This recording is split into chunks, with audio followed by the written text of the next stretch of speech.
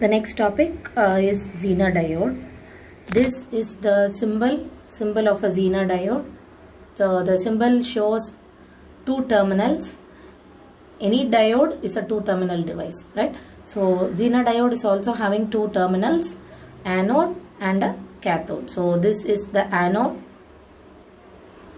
and this terminal is the cathode. This diode is actually a heavily doped PN junction. This diode is actually a heavily doped PN junction. Now, what is the difference between a tunnel diode and a Zener diode?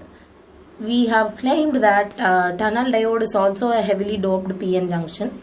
Now, how can we say that Zener diode is it is a different diode, right? Now, what is the difference between Zener diode and a tunnel diode? Now, both are heavily doped PN junctions. We will see what is the difference between tunnel diode and Zener diode and then proceed with this discussion. Okay, so now both Zener and tunnel diodes are heavily doped PN junctions, as you know. The difference is that Zener diode is heavily doped, but tunnel diode is very heavily doped. So a tunnel diode is doped to such an extent that on the N side you have a valence band and conduction band, right? On the N side you have valence band and conduction band.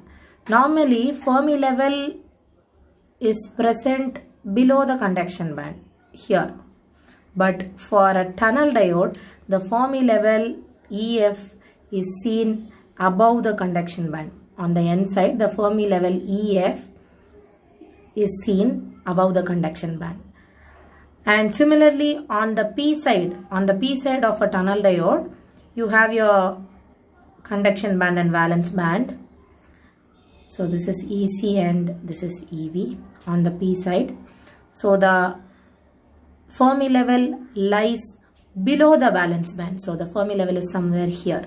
So it is very heavily doped PN junction. Tunnel diode is a very heavily doped PN junction, whereas Zener diode is heavily doped but not as heavily doped as a tunnel diode. Okay.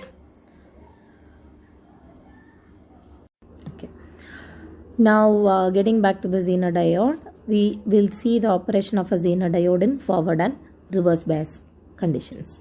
So first I am taking a Zener diode and biasing it in a forward bias. Okay, so I am biasing it with a current limiting resistor. You can see here this resistor is a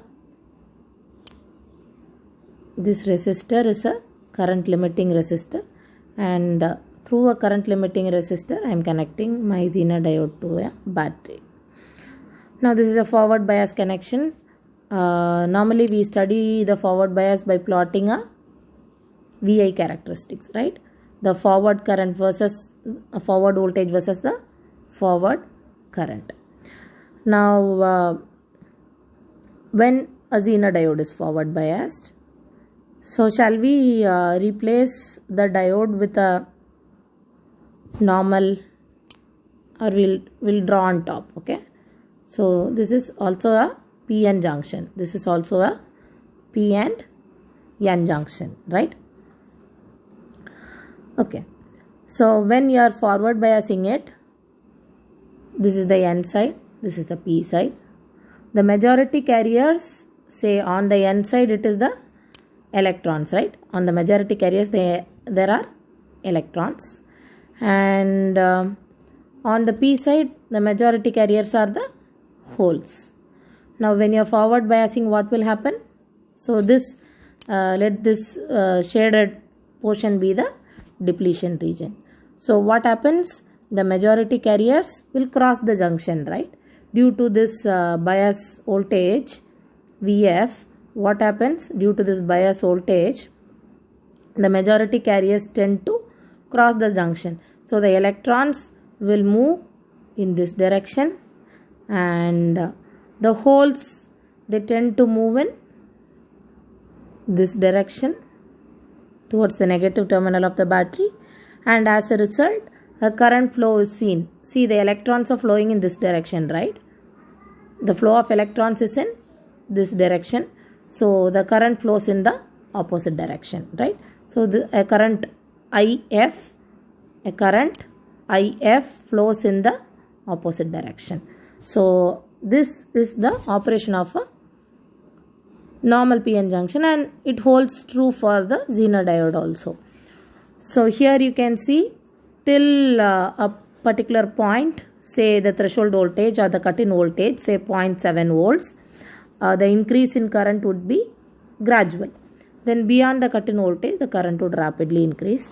Now to prevent this very high current flow, so here the current becomes maximum, right? Suddenly the current is increasing at tremendously. So to prevent any very large current flowing through the device, we have this resistor RS, which is a current limiting resistor in the circuit. Okay, so this is the normal forward biasing of a Zener diode. Next we will go about and see the reverse biasing. So next we are going to see the reverse bias operation of a Zener diode. So here you can see I am connecting the cathode to the positive of the battery and anode to the negative of the battery. Here you can see, and this is the VI characteristics graph. The VI characteristics graph, that is V and I, both the reverse voltage and reverse current are plotted. Now when VR is increased, this is how the diode behaves. Now Vz is the point where breakdown occurs. The breakdown is called as Zener breakdown, and it occurs because of the doping concentration, the increased heavy doping concentration of the diode. Now Zener breakdown is very similar to avalanche breakdown, but it happens at low voltages compared to avalanche breakdown that happens in a normal PN junction. Now we will divide this graph into three regions, that is for a small VR, for a VR is equal to Vz and VR greater than Vz, and we will analyze how this diode operates. First for VR, that is very small, what happens is the electrons present here are moving away when VR is applied. When a small reverse bias is applied, the electrons present on the cathode moves towards the positive of the battery, away from the junction. You have a junction, right? And the holes that is present on the P side, also move away from the junction, and as a result the depletion width of the diode widens, and now the Zener diode behaves more or less like a open circuit. Ideally, no current should flow through an open circuit, but here if you are seeing this characteristics graph, we can see a very minimal current that is flowing, and the minimal current that is flowing for a small reverse bias voltage is actually due to the minority carriers, and this current that is flowing is also called as leakage current, and it is very similar scenario that is seen in a PN junction. Now we will move towards the second case. So the second case is VR is equal to Vz. When VR is equal to Vz, we will see what happens. When VR is equal to Vz, the same electrons, they tend to move towards the positive of the battery, right?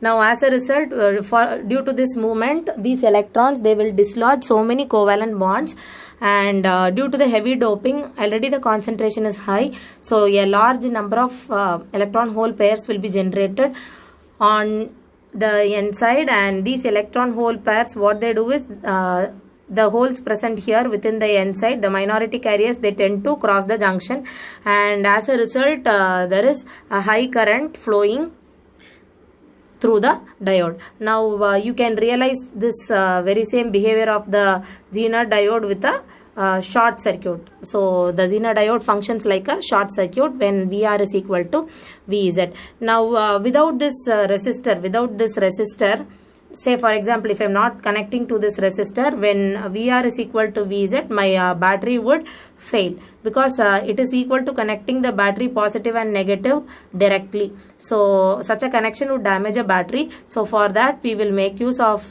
this resistor RS. This resistor RS is of very great importance. So this resistor RS is connected to prevent the battery from getting damaged when VR is equal to Vz.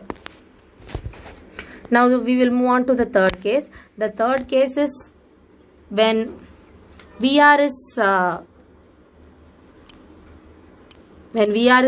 greater than Vz. When VR is greater than Vz means when you are applying any voltage VR that is greater than Vz. What happens is, again, this diode, like when you are gradually increasing the voltage, whenever your VR becomes equal to Vz,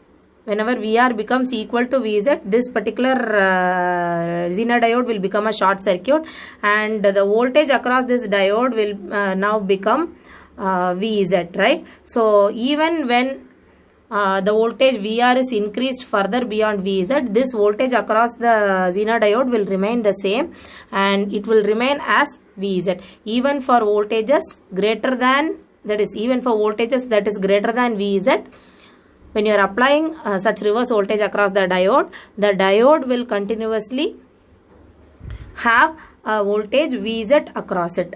Now this is the behavior for VR greater than Vz. Now you can see here we have marked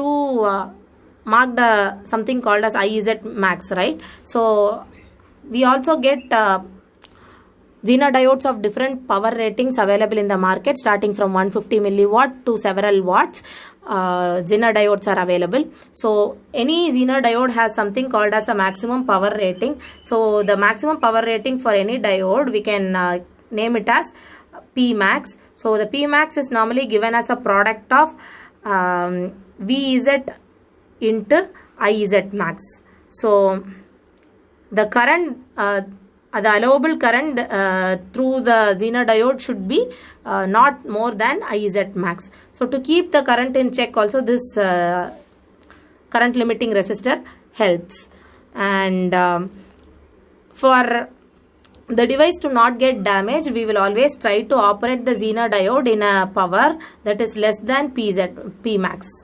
So the operating power, we always try to keep the operating power less than P max. So P max is nothing but Vz into Iz max, and to keep the current flowing less than Iz max, we make use of this resistor. You call it as a current limiting resistor, normally denoted as RS in the circuit. So this current limiting resistor is denoted as RS in the circuit. Now this behavior, the third point is out of all, the third point is very important. That is how much ever voltage, this point, right? How much ever voltage you apply across the Zener diode, that is in a reverse bias. So this Zener diode is in a reverse bias. Even if I apply a very heavy, say for my Zener diode, I am having a Zener breakdown voltage Vz of say 6 volts. Even if I am applying 15 volts here, my voltage across this diode, I will get constantly only 6 volts. Even if I am applying 15 volts, my voltage across this Zener diode will only be at 6 volts. Why? Because this 6 volts is nothing but my Vz. My Vz is 6 volts. So I will have only 6 volts across the diode, even if the supply voltage is say 15 volts or even higher. Okay, so it is for this reason a Zener diode is used in a voltage regulator, which we will see in the next video.